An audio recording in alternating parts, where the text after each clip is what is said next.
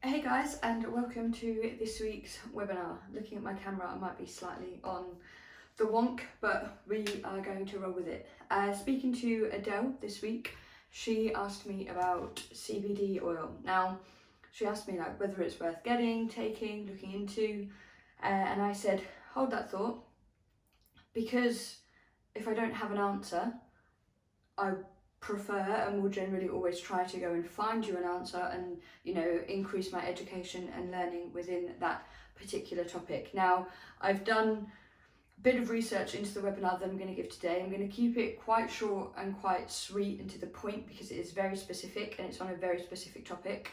What I would suggest is, to be honest, like I would suggest with everything, is a little bit of your own kind of due diligence, a little bit of your own research if you're thinking about taking some form of supplementation that is maybe a little bit different, a little bit out there. Now, the reason I say is a little bit out there is because CBD and CBD products are derived from cannabis. Okay, now they are going through extensive testing. To be honest, they have been going through extensive testing for years. One of my clients works in the pharmaceutical industry and works with cannabis, and she works within the pharmaceutical production of cannabis products or cannabis-based products for the support of epilepsy, specifically childhood epilepsy.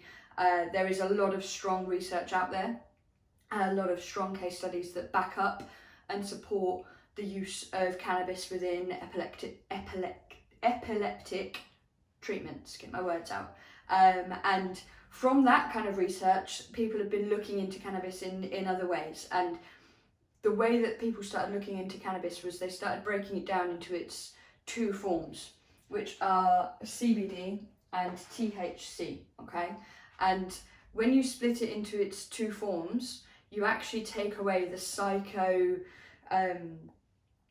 kind of psycho response systems that can come with the fact that the THC part of cannabis is the psychotic part of the drug. It's the part that has you feeling like you're perhaps having like out-of-body experiences.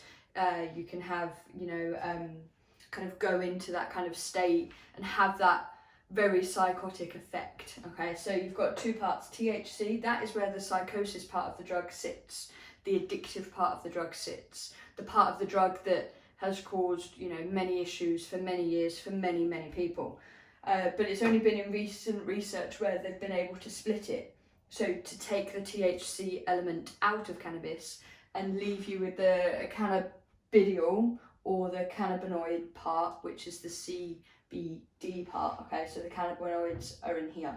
Now, the important thing to understand straight away is we have cannabinoid systems within our body already. Okay, so if you're thinking about thinking about CBD, sorry, let me preface that a second.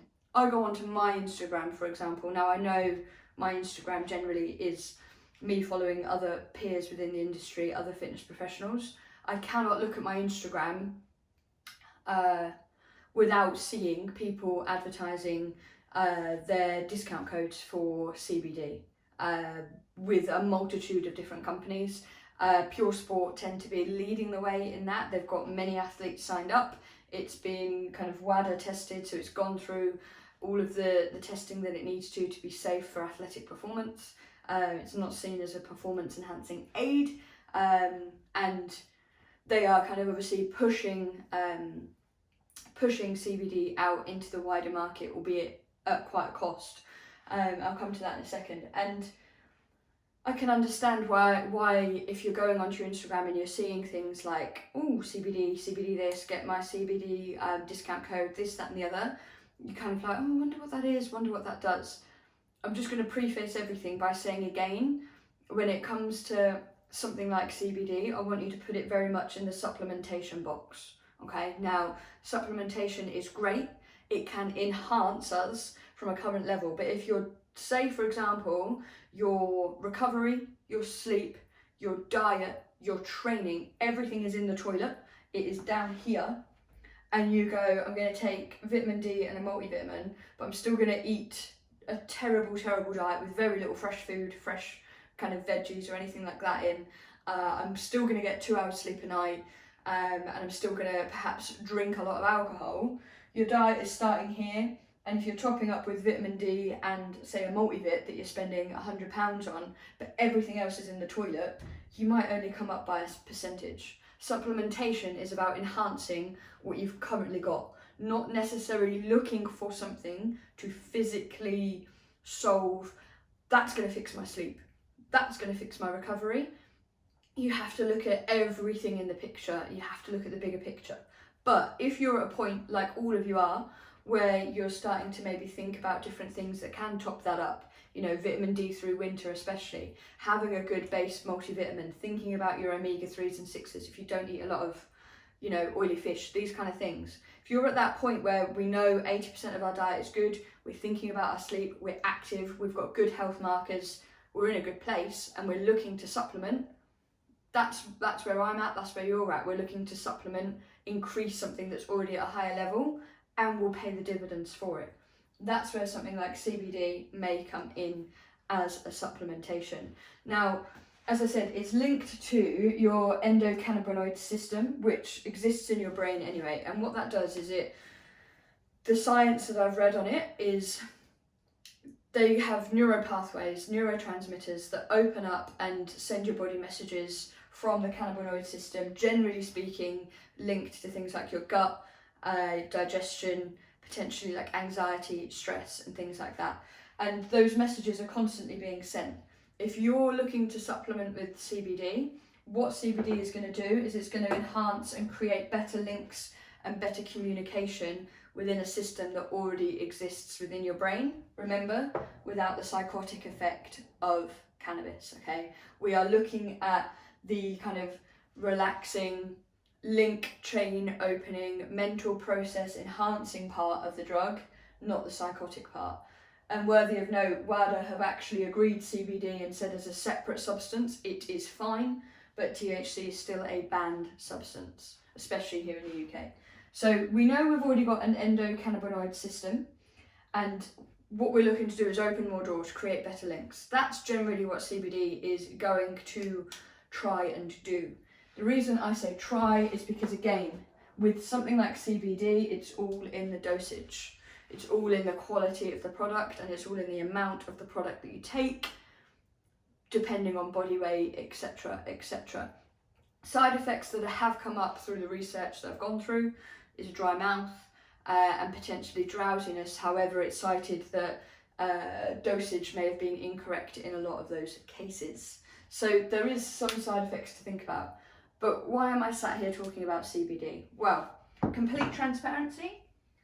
It's something that I am on the fence with, and it's something that, you know, if I sit here and say I've tried all, you know, the best part of 20 different protein powder brands, so I can tell you who I think are the best protein powders to go with. I've been on a ketogenic diet, I have intermittent fasted, I've gone low carb, gone high fat, I've calorie tracked, I've done pretty much most of the main kind of diet protocols that we spoke about last week that you can do. So I can give an opinion from a user and from a coach. I have trained in every single way possible.